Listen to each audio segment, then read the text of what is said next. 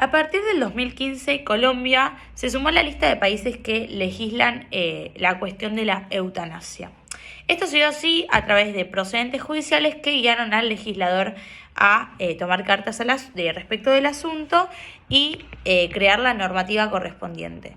A raíz de esto, el Ministerio de Salud colombiano emitió un protocolo, respecto de las prácticas y los procedimientos a tener en cuenta para ejecutar la eutanasia, pero fue rechazado.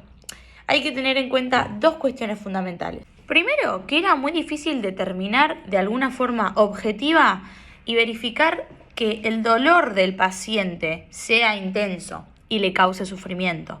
Se decía que eso correspondía a una área médica. Por lo tanto, al ser una cuestión subjetiva que correspondía al criterio del paciente, era difícil poder considerar que él manifestaba su voluntad de una forma expresa y siendo consciente respecto de lo que sucedía. Por otro lado, la segunda cuestión era que todavía no existía ninguna cuestión reglamentaria respecto del procedimiento de la eutanasia. Por eso tampoco podía llevarse a cabo. A partir de esta disyuntiva, es que podemos encontrarnos con dos criterios contrapuestos, es decir, uno a favor y otro en contra.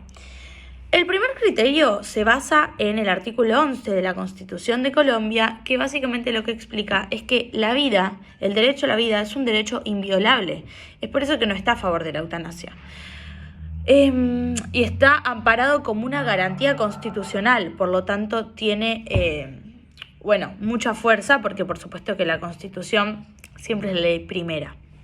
Pero por otro lado, tenemos la postura que está a favor de la eutanasia, que dice que, dicho derecho tendrá que limitarse de alguna manera, ya que la eutanasia busca contemplar otros derechos fundamentales también, como son el derecho a morir dignamente, el derecho al honor, el derecho a la autonomía personal e individual.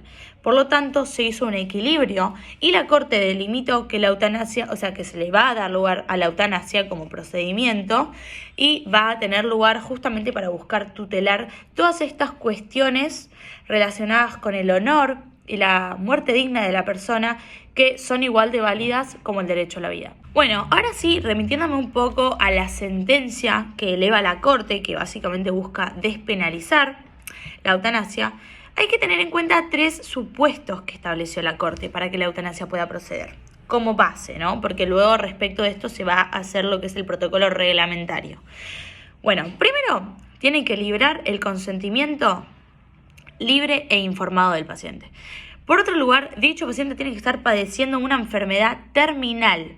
Y por otro lado, tiene que estar sujeto al criterio y la autorización médica. Es decir, que un médico establezca y verifique que esa situación se da de determinada manera. Lo interesante de la opinión de la Corte respecto a esta sentencia fue que destacó que la ausencia de legislación respecto de un tema no es motivo suficiente para dejar de garantizar derechos fundamentales a la persona, tales como el derecho al honor, el derecho a morir dignamente, el derecho a la autonomía, el derecho a los derechos personales, etc.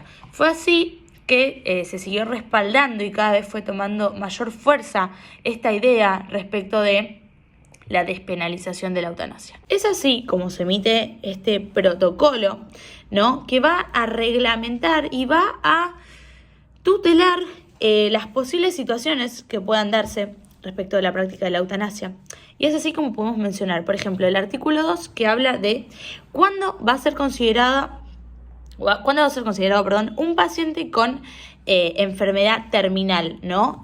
Justamente como que busca reglamentar los límites y las circunstancias. El artículo 3, que reitera justamente el concepto en cuanto a la existencia de un derecho fundamental, ¿no? El artículo 4 reconoce las personas con justamente enfermedades en fase terminal que tienen el derecho a la atención de cuidados paliativos. ¿Qué significa?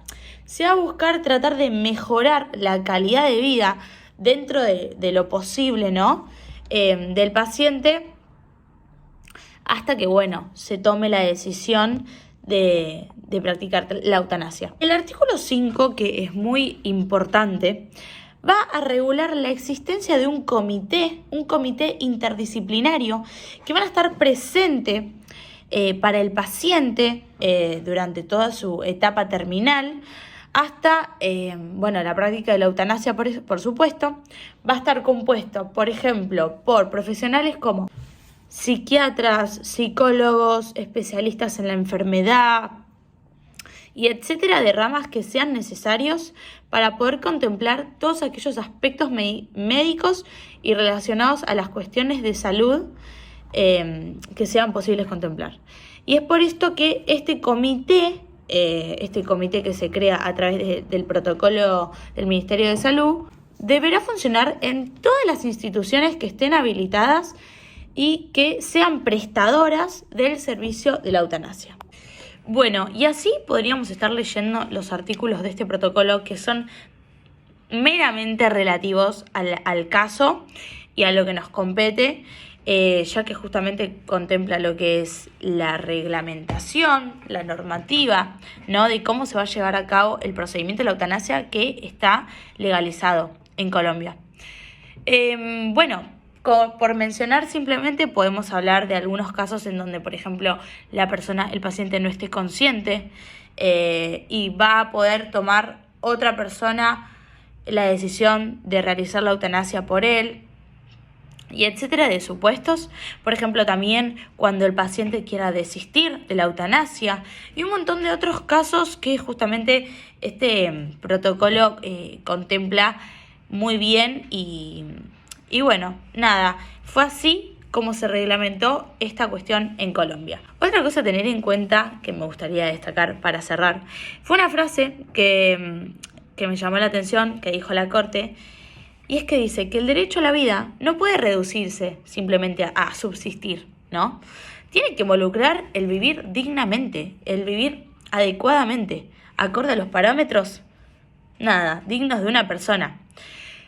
Es por esto que se le dio lugar y es por esto que ganó la perspectiva a favor de la eutanasia.